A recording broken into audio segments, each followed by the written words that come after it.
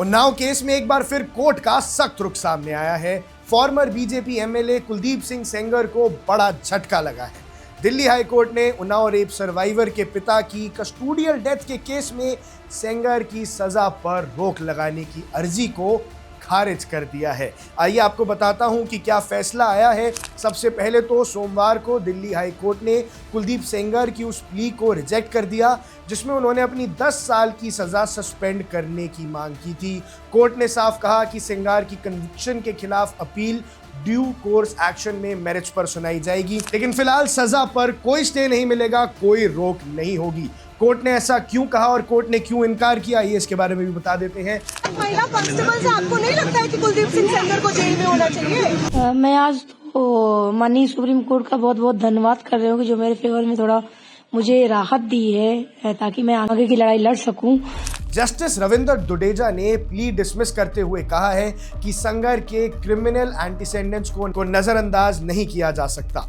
Court ने यह भी नोट किया है कि इस केस में कोई नया सर्कमस्टेंस या डेवलपमेंट सामने नहीं आई है जो सजा को सस्पेंड करने का बेस बन सके।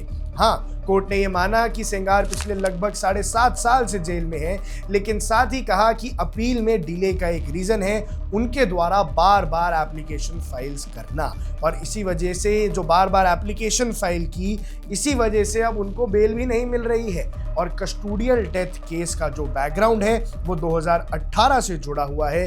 अप्रैल 2028 में उन्नाव रेप सर्वाइवर और उनके परिवार कोर्ट हियरिंग के लिए उन्नाव गए थे, और इसी दौरान सर्वाइवर के पिता पर आरोपियों ने दिन दहाड़े हमला किया था और अगले ही दिन पुलिस ने उन्हें इलीगल आर्म्स पोजेशन के आरोप में गिरफ्तार किया और को रेप के केस में दोषी ठहराया गया था और लाइफ इंप्रिजनमेंट दी थी। अब मार्च 4, 2020 को उन्हें सर्वाइवर के पिता की मौत के लिए कॉन्स्पिरेसी के जुर्म में भी कन्विक्ट किया गया था, और जून 2024 में भी दिल्ली हाई कोर्ट ने इसी कस्टोडियल डेथ केस में उनकी सजा सस्पेंड करने की प्ली रिजेक्ट कर दी थी, और ये उनका सेकंड अटेम्प्ट था। यानी बार बार सजा कम करवाने की कोशिश कर रहे हैं, लेकिन हाई कोर्ट ने एक बहुत बड़ा झटका दिया है।